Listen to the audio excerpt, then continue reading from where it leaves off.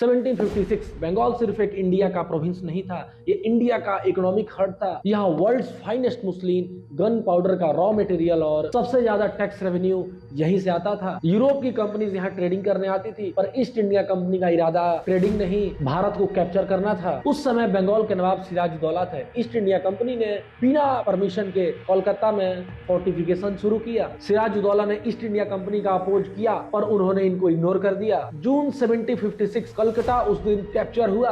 British ने claim किया कि 146 लोगों को सेल में रखा गया था, पर मॉर्निंग टाइम सिर्फ 23 लोग अलाइव मिले। सच क्या था उस समय किसी को पता नहीं था। ब्रिटिश हिस्टोरियंस खुद कहते हैं कि ये बात बनावटी है, लेकिन जैसे कहा जाता है कि प्रोपेगेंडा पावरफुल वेपन होता है। पब्लिक सपोर्ट में आ गई, एंगर डेवलप हुआ और यही रॉबर्ट क्लिव का मिशन स्टार्ट हुआ। सिराजुद्दौला के लिए सबसे खराब बात ये हुई कि इनके ही दरबार के 3 लोग ब्रिटिश ईस्ट इंडिया कंपनी के गोल्ड माइन बन गए। पहले मीर जफर जो कि कमांडर थे, जगत सेठ जो कि उस टाइम के रिचेस्ट बैंकर थे, ओमी चंद जो कि एक ट्रेडर का काम करते थे। रॉबर्ट क्लिव ने इन तीनों लोगों को एक डील दी कि वार हम जीतेंगे, नवाब तुम बनोगे और जितना ट्रेजरी होगा ये हम लेंगे। यानी वार शुरू होने से पहले ही रिजल्ट डिसाइड हो चुका था कि कौन जीतेगा और कौन हारेगा। बैटल ऑफ प्लासी 23 जून 1757 सिराजुद्दौला की आर्मी 50,000 से ज्यादा और ब्रिटिश की आर्मी करीब 3,000, पर रिजल्ट चौंकाने वाला था। सिराजुद्दौला अपने ही लोगों के वजह से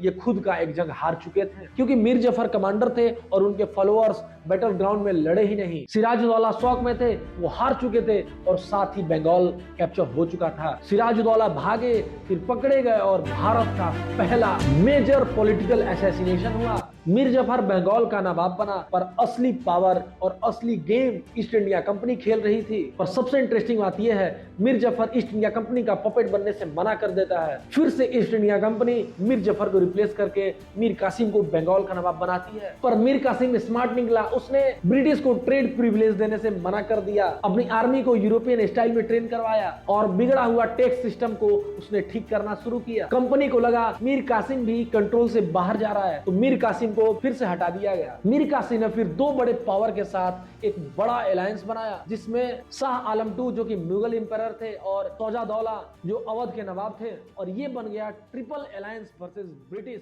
फिर बैटल ऑफ बक्सर हुआ 22